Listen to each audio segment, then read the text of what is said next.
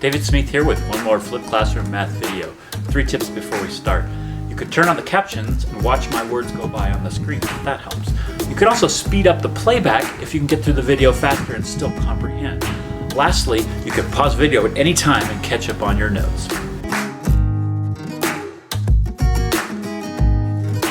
Let's jump into the binomial theorem. And this is a nice theorem that allows you to figure out multiplication by binomials, where if you did it by hand, it would be a lot of steps. This way it gets you there fairly quickly. So check this out.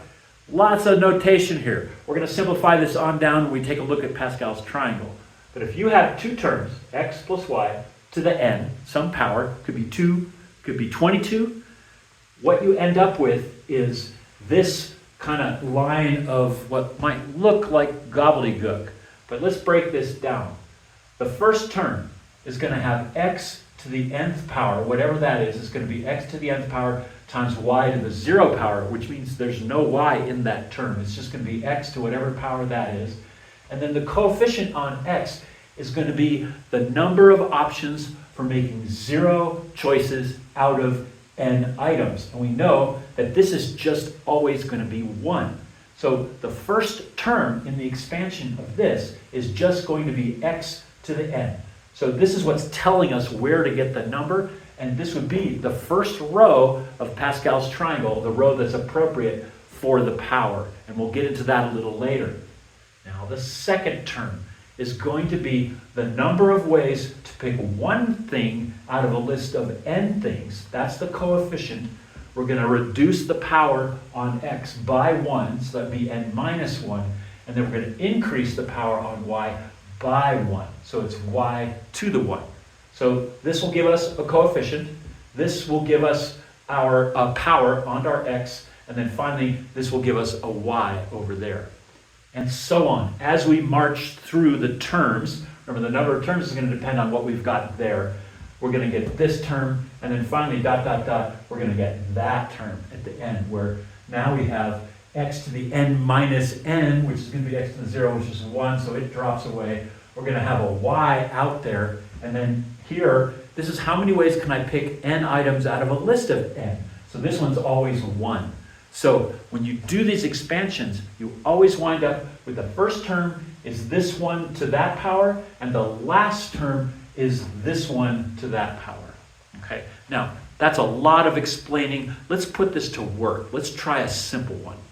All right, let's use the binomial theorem to expand a binomial. So x plus 2 to the 3rd power. Now this is something that you could probably just do using your expansion techniques, and it's not super complicated, so my guess is that you would get that one correct. However, if I increase that to a 7, maybe not so good. So let's use the binomial expansion to do a simple one, and then we'll increase our complexity as we go.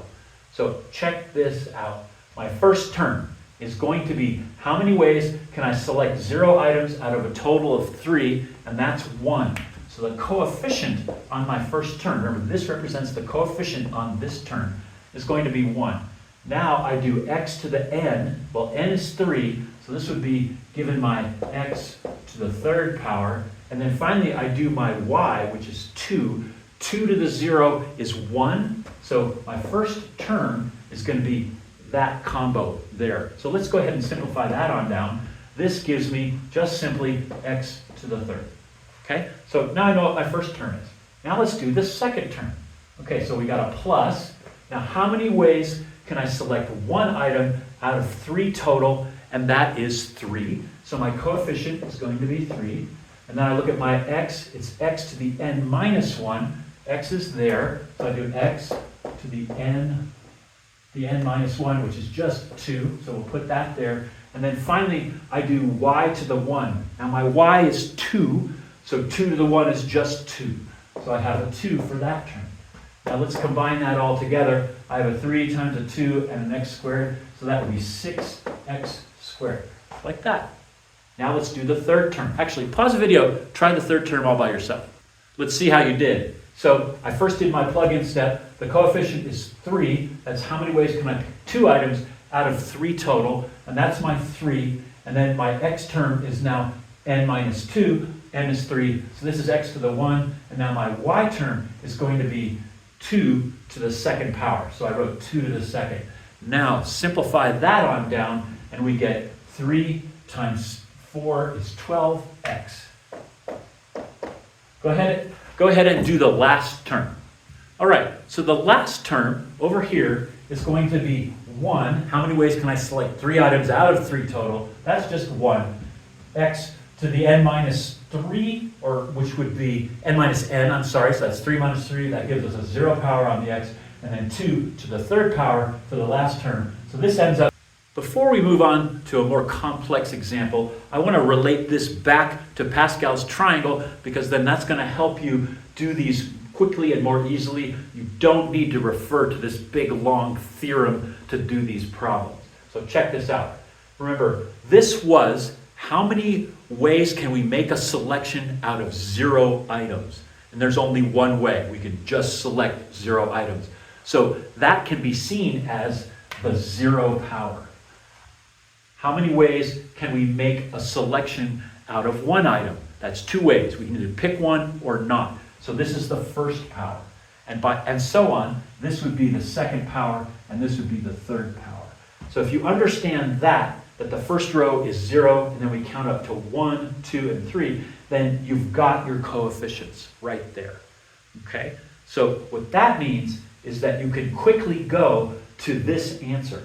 If you realize this, that the first and last terms are always going to be this one to that power and this one to that power. So x to the third, there we go. 2 to the third, there we go. Now what the powers do is on x, they count down from n. So we did 3, 2, 1, x to the 0 is there. We don't write it because it's just a 1.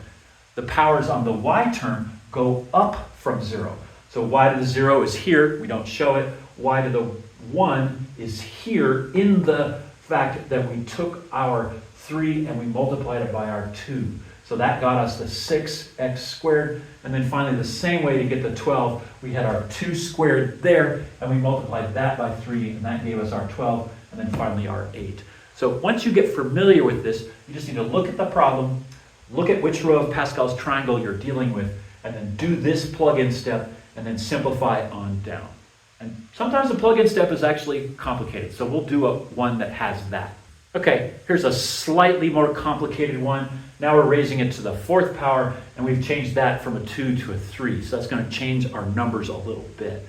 So first step, look back at Pascal's triangle and figure out what your coefficients are going to be for all of your terms. So figure out which row you're in, and then write down those coefficients.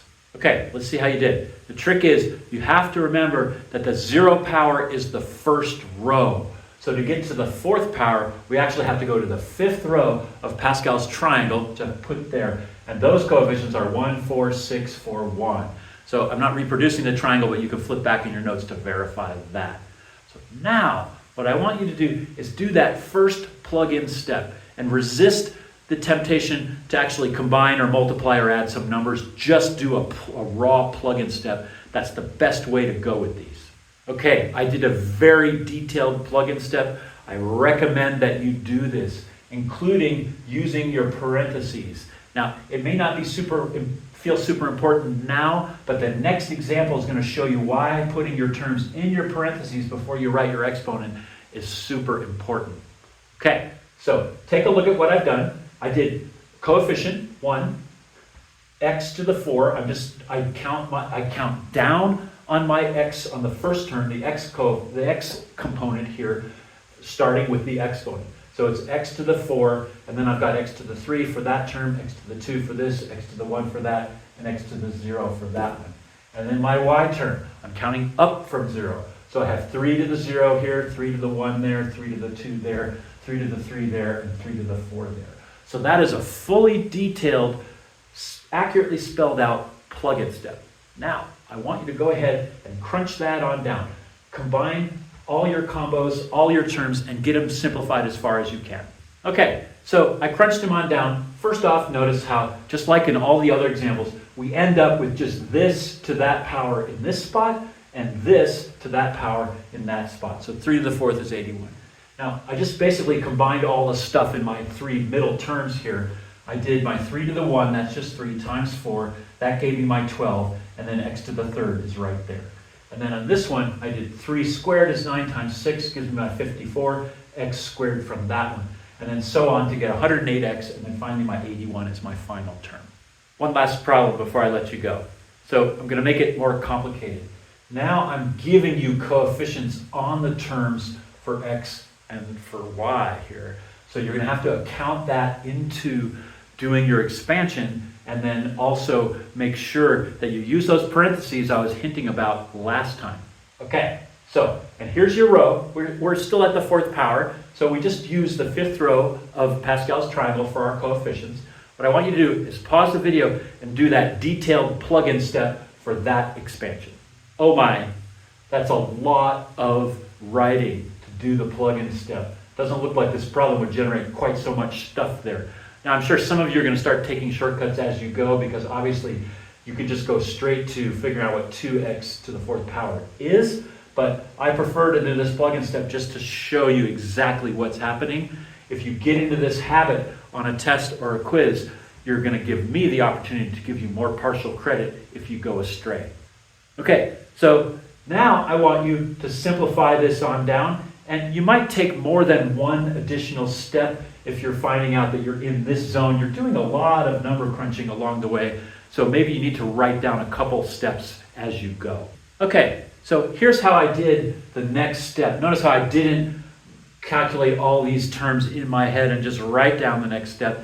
This helps me keep track of what's going on. Some of you will be able to or want to go straight to the next step. Just realize you're taking a risk. If I can't tell where you went astray, I'm probably going to deduct more points from a mistake. So this one just goes to 2x to the 4th power. These two terms, the 1 is irrelevant, and then the minus 3y to the 0 is just 1.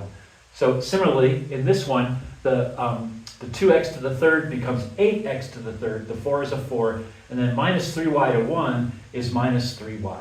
And I did the same thing for the remaining 3 steps. So if you don't get that, or if you want to check your work, make sure that you can get this kind of a step here and that it makes sense to you.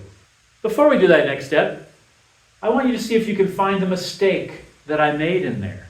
There's a little error in there which shows you just how easy it is to make a boo-boo. So see if you can figure out, when I went down to the next term, there's one mistake that I just found.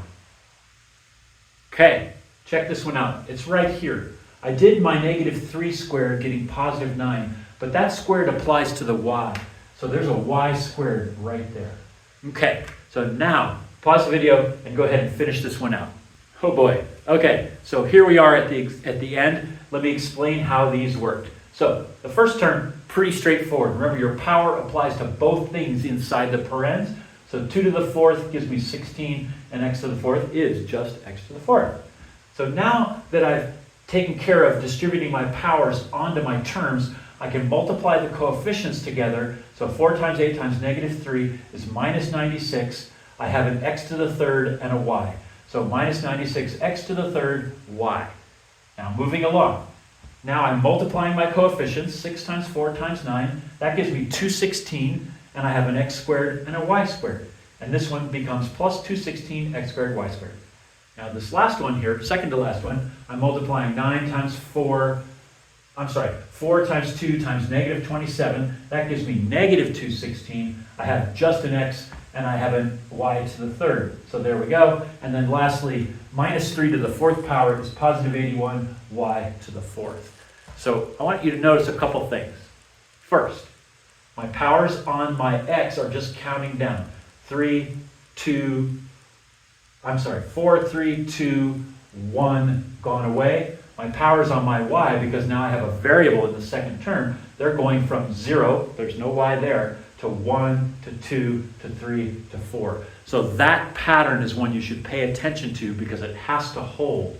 And then my coefficients are determined not only by Pascal's triangle, but by these coefficients here as well. And then the tricky bit is that when you analyze a term to a power, you have to apply the power to the coefficient. So these coefficients get pretty big, pretty different than where you are, but they do come from Pascal's triangle. Finally, you'll notice that we have a negative term in here. So what that does is it's switching the sign every other time of our terms in our final expansion. So to wrap this up, I think you'll probably agree that as complicated as this problem is, it's way simpler and quicker than actually multiplying this binomial by itself 4 times, searching for like terms, combining those. Chances for making mistakes in that, I think, are much bigger than doing it this way. And then what if I were to tell you, let's do this to the 6th power? Yeah, this would be hard, but it would be way easier than multiplying that binomial by itself 6 times.